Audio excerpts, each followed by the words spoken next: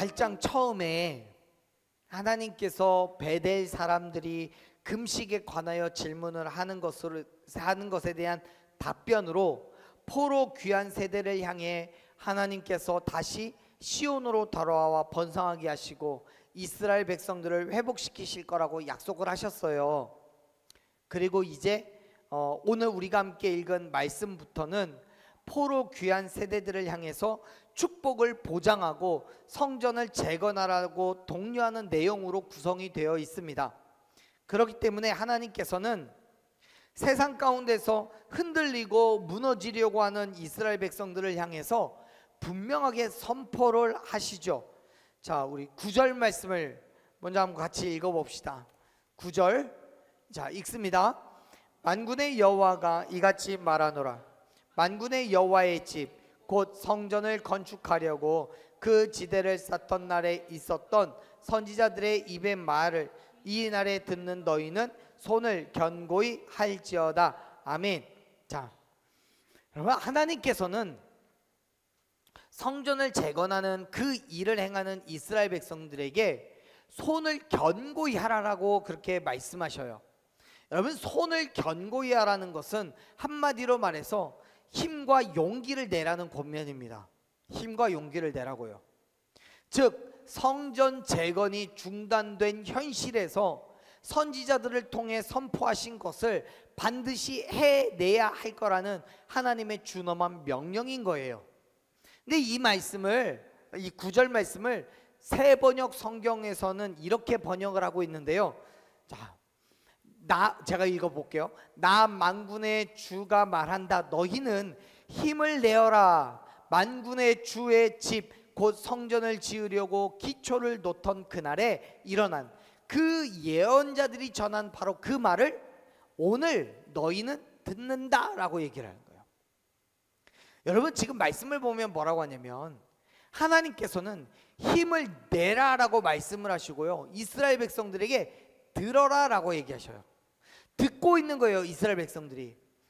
근데 그 말씀이 뭐냐면 성전을 지으려고 기초를 놓았던 그때 선지자들에게 전했던 그 말을 오늘 이 시점에서 다시 듣는다는 거예요.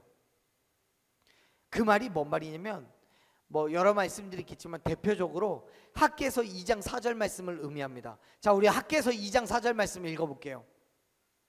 자, 학개서 2장 4절. 자, 그러나 여호와가 이르노라. 스룹바벨아 스스로 굳세게 할지어다. 여호사닥의 아들 대제사장 여호수아야 스스로 굳세게 할지어다. 여호와의 말이니라. 이 땅 모든 백성아 스스로 굳세게 일할지어다. 내가 너와 함께하노라. 만군의 여호와의 말이니라. 아멘. 여러분, 이 말씀이 이스라엘 백성들이 성전 건축을 재건하던 재건을 시작하고 한 달 뒤쯤에 주신 말씀이에요. 재건하기를 시작한 지 한 달 뒤쯤에. 근데 그 마지막 말에 뭐라고 돼 있어요? 내가 너희와 함께 하시겠다라고 얘기하시잖아요. 만군의 여호와의 말씀이라고 하시잖아요. 여러분, 학개와 스가랴의 책망과 권고로 인해서 멈춰있던 성전 건축을 재개는 하기는 했지만 사실 이스라엘 백성들이 그 일을 계속 지속해 나가는 건 쉽지 않았어요. 왜요? 아직까지는 땅이 황폐한 채로 남아있어요. 이방 민족들의 핍박도 계속돼요. 당연히 성전을 재건하는 이들은 걱정과 두려움 속에서 지치고 또 일이 마음대로 되지 않으니까 마음이 상해가는 거예요. 그때 하나님은 이스라엘 백성들에게 말씀하셔요. 성전 재건을 다시 시작했을 그때처럼 다시 한번 힘과 용기를 내라고 얘기하시는 거예요. 그리고 그때, 즉 성전 재건하기를 시작했을 그때와 같이 이스라엘 백성들이 함께 하시겠다라고 지금 선언하시는 거예요. 사랑하는 여러분, 하나님께서는 저와 여러분과 끝까지 함께하고 계심을 믿으시길 바랍니다. 이스라엘 백성들에게 굳세게 일을 하라고 격려를 하면서 그 일을 혼자 하도록 내버려 두는 것이 아니라 함께 하시겠다라고 분명히 약속하고 계시잖아요.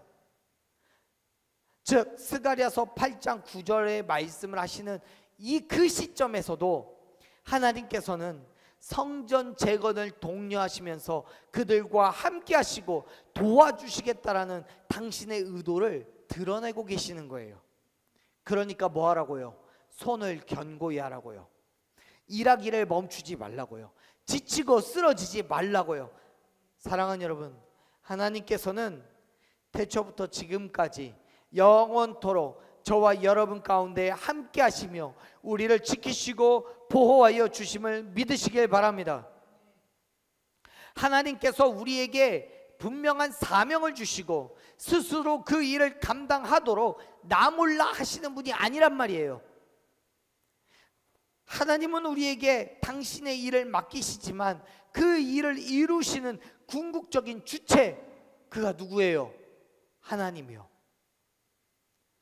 여러분, 어차피 우리는 할 수 없어요. 내 힘과 내 능력으로는 하나님의 기준을 따라잡을 수가 없어요. 하지만 연약한 우리는 그 일을 감당할 수 있다라고 말해요. 어떻게 해요?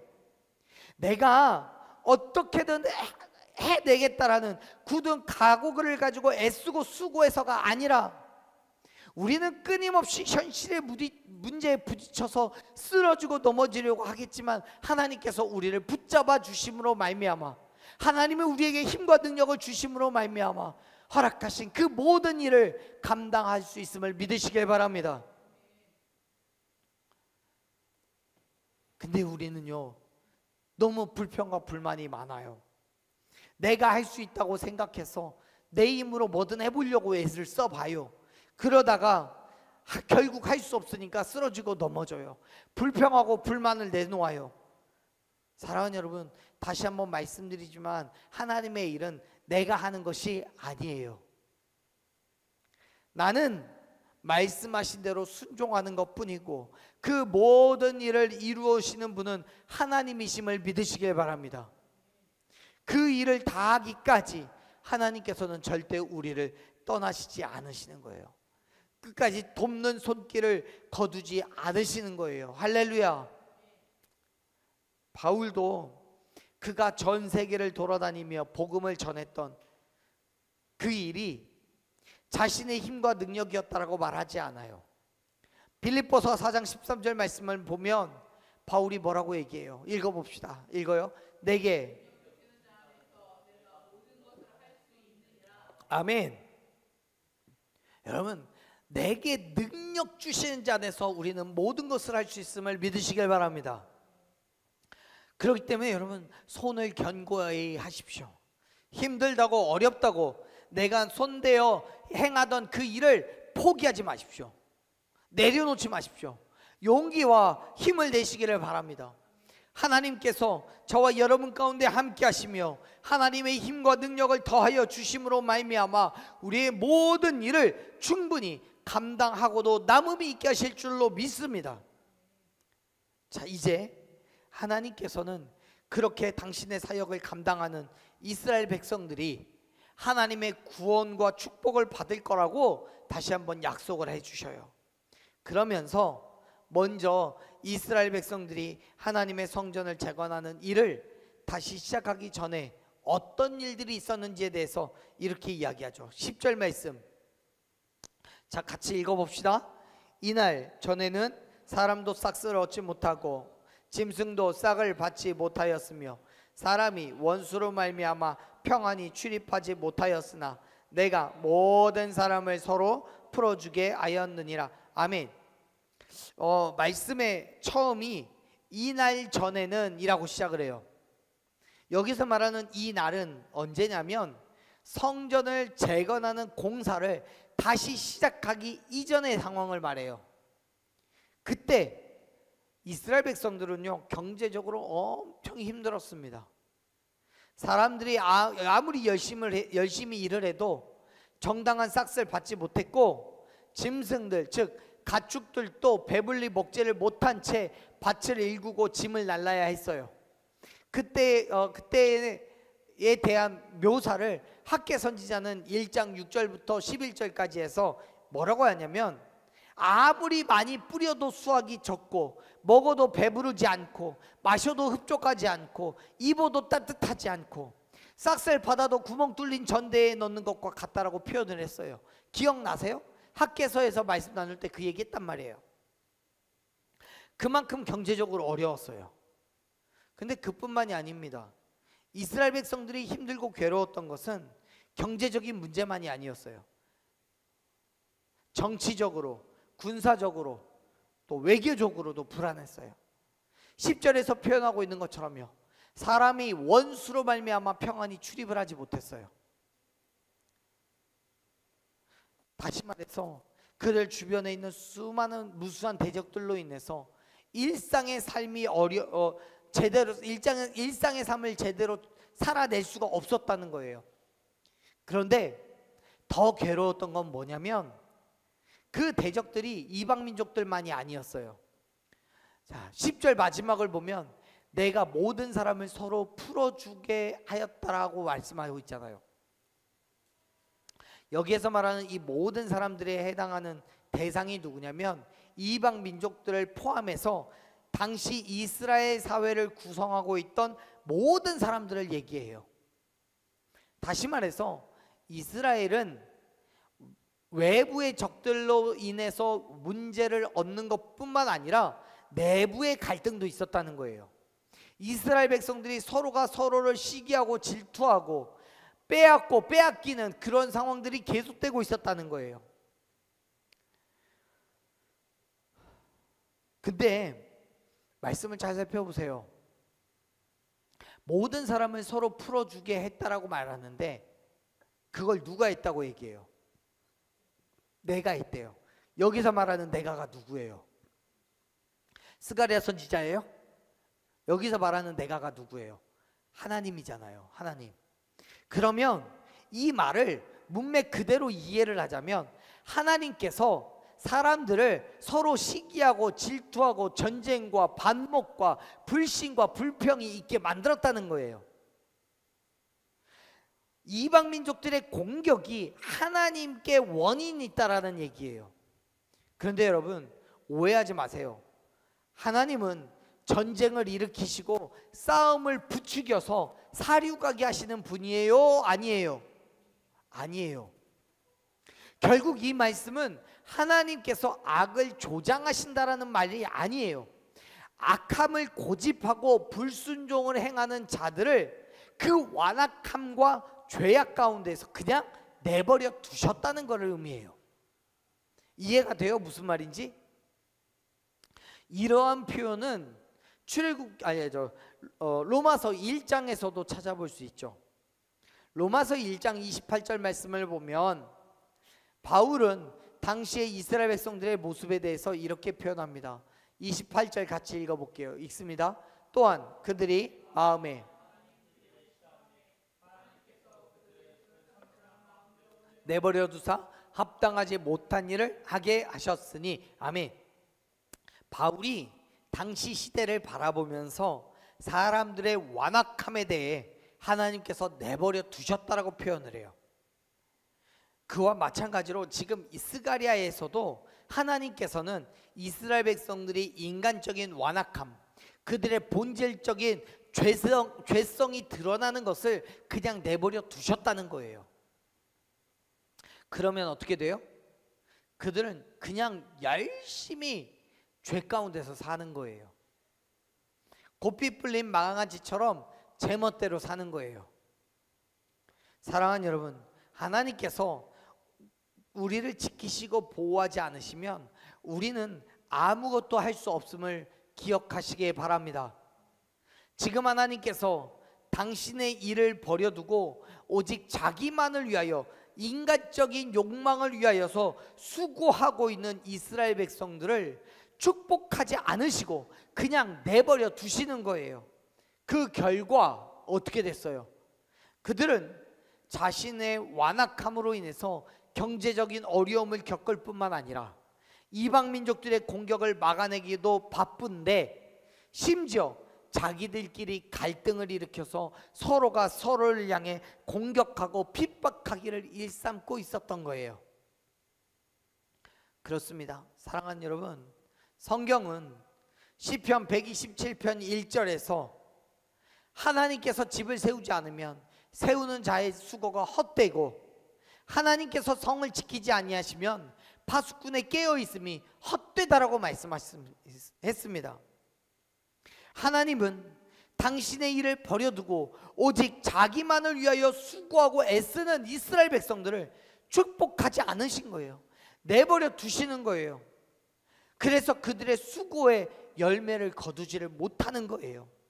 오히려 이전의 상황보다 더 못하게 돼버렸어요. 사랑하는 여러분, 시편 134편 시편 34편 9절 말씀을 보면 저자는 하나님을 경외하라고 말하면서 부족함이 없게 하시는 분이라고 선언합니다. 그렇습니다. 하나님께서 우리와 함께 하시면, 우리를 지키시고 보호하시면 어떤 어려움도 능히 이기고 승리할 수 있음을 믿으시길 바랍니다. 왜요?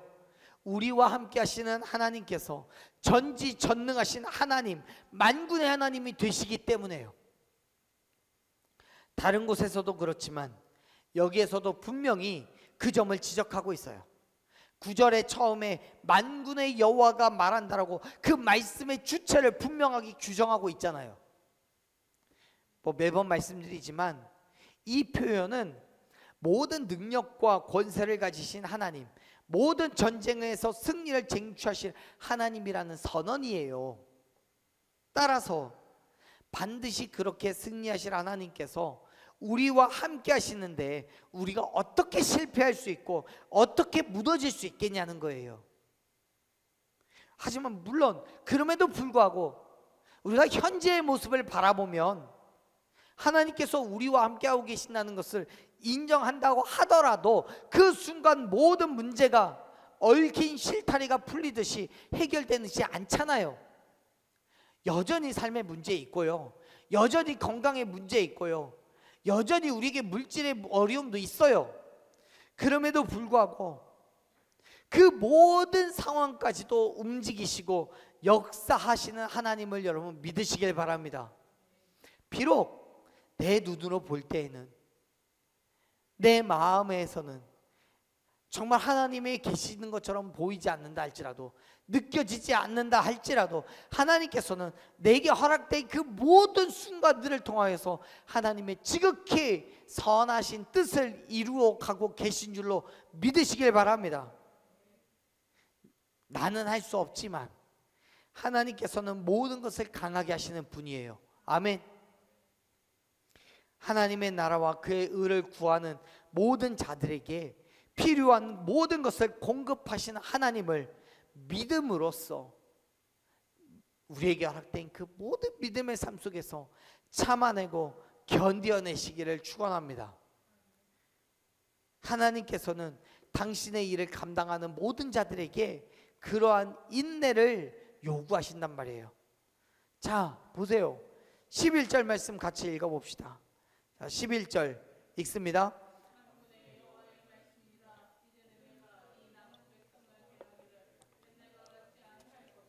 아멘. 여기서 이제는 이라고 말하고 있는 것은 성전 재건을 다시 시작한 지 약 2년쯤이 지난 후를 말합니다. 그때 이스라엘 백성들을 향해서 말씀하시는 거예요. 이제는 내가 이 남은 백성을 대하기를 옛날처럼 하지 않을 거야 라고요. 그런데 여러분, 잘 한번 시간의 흐름 속에서 한번 생각해 봅시다. 이왕에 하나님이 이스라엘 백성들에게 성전 재건하기를 명령하셨고 또 그 일을 행하고 있다면, 하나님께서 성전 재건이 시작될 그때 곧바로 하나님의 축복이 이루어진다면 얼마나 좋겠어요. 예컨대 우리 교회가 개척되던 그때부터 하나님의 축복이 막 밀려들어서 물질로나 성도의 수로나 또 규모로나 말도 안 되게 초고속으로 성장한다면 얼마나 좋겠냐는 거예요. 그런데 지금 11절에서 우리가 확인할 수 있는 건 뭐냐면, 하나님의 축복의 약속이 성전 재건이 시작됐던 그 시점이 아니라 2년이나 지난 이후에 선포됐다는 거예요. 물론 성전 재건이 시작될 그때에도 하나님은 축복을 말씀하셨어요. 근데 그 축복이 2년이나 지나서 이루어져 가고 있다라는 거예요. 그것도 서서히.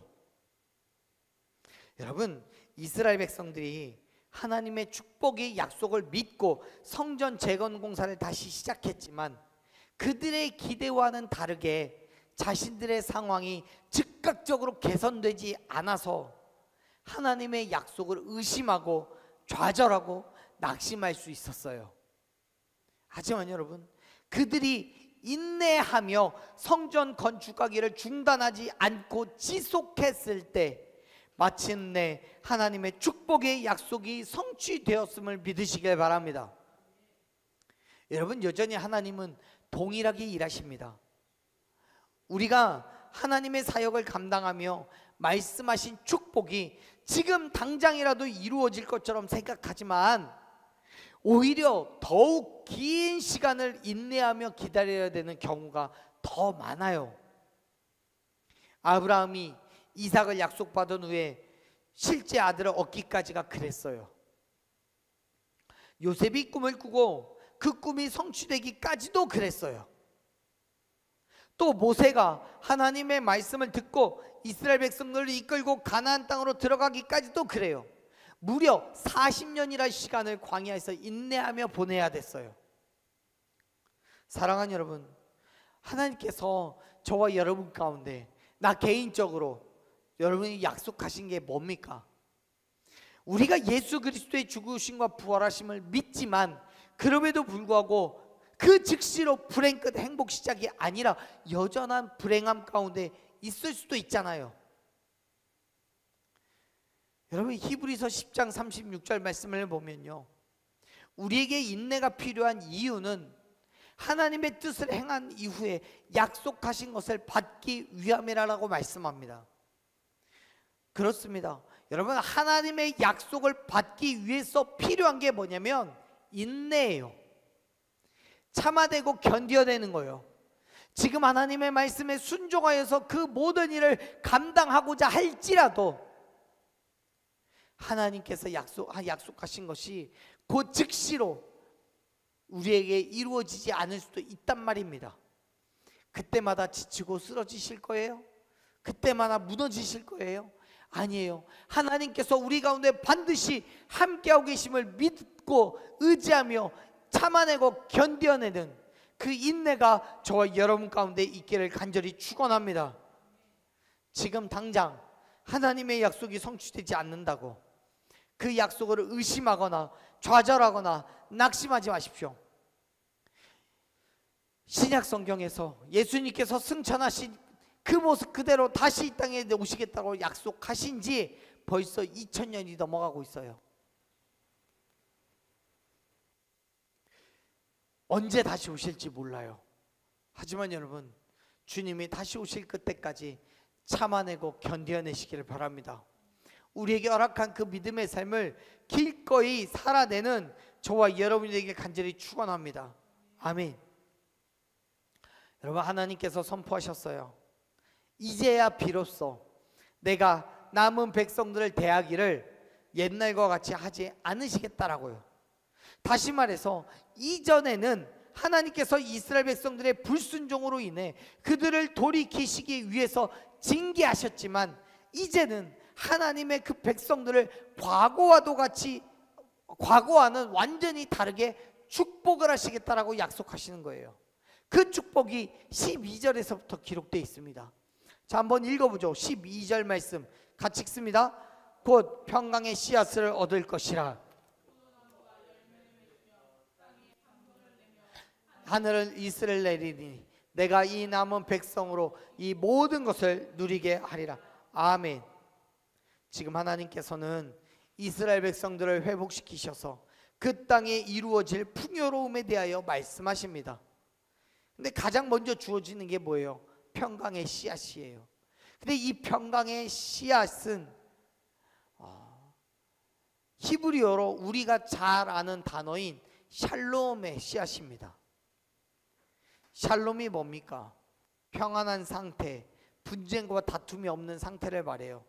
그런데 그것뿐만이 아니라 온전하고 부족함이 없는 충만한 상태를 의미하기도 합니다.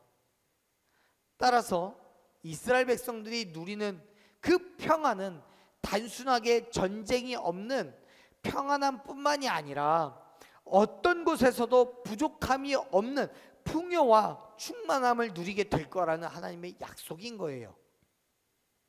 그것이 씨앗으로 얻어질 거래요. 다시 말해서 이제 그들에게 하나님께서 함께 계심으로 말미암아 인생의 봄이 찾아왔어요. 그리고 그 씨앗의 평안의 씨앗이 뿌려져요. 그렇다면 이제는 어떤 일이 일어납니까? 그 씨가 싹이 터서 자라고 열매를 맺어요. 그 열매가 포도 열매이고 땅의 산물, 하늘의 이스라엘을 말하는 거예요. 이것은 단순하게 어떤 열매를 맺게 될 거라는 약속을 넘어서서 하나님께서 씨앗으로 주신 평강을 우리가 씨앗으로 심었을 때 하나님께서 땅의 산물로 하늘의 이슬로 키우시겠다라는 약속인 거예요. 할렐루야. 사랑하는 여러분, 하나님께서 모든 것의 주관자가 되시고 모든 열매를 내게 하시는 주권자 되심을 믿으시길 바랍니다. 결국 우리의 평안도 어떻게 해서 이루어지는 거예요? 하나님이 우리와 함께 계심으로써 이루어지는 거예요.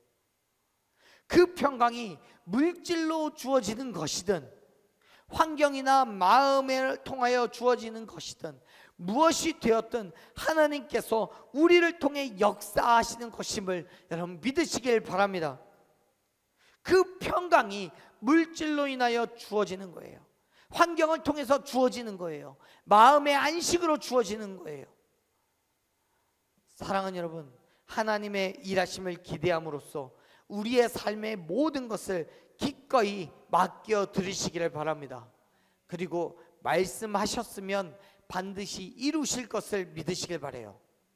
하나님께서 행하실 일에 순종함으로 따라가는 저와 여러분 되기를 간절히 축원합니다. 그때 하나님의 약속이 성취되고 우리에게 말로 다할 수 없는 은혜와 축복을 넘치도록 부어주실 것을 믿으시길 바랍니다. 당연히 사랑하는 여러분, 지금 당장 아무것도 이루어지지 않을 수 있어요. 여전히 힘듦과 어려움으로 몸부림을 쳐야 될 수도 있어요. 하지만 여러분, 하나님의 약속은 1.1획도 틀림이 없이 다 이루실 것을 믿으시길 바랍니다. 그 믿음으로 지금을 참아내고 견뎌내며 하나님의 일하심을 기대하십시오. 그리고 그 기대로 말씀하신 그 자리에, 믿음의 자리로 나아가는 저와 여러분 되기를 간절히 축원합니다. 그때 하나님께서는 당신의 때에 당신의 방법으로 반드시 계획하신 그 모든 일을 이루실 줄로 믿습니다. 아멘.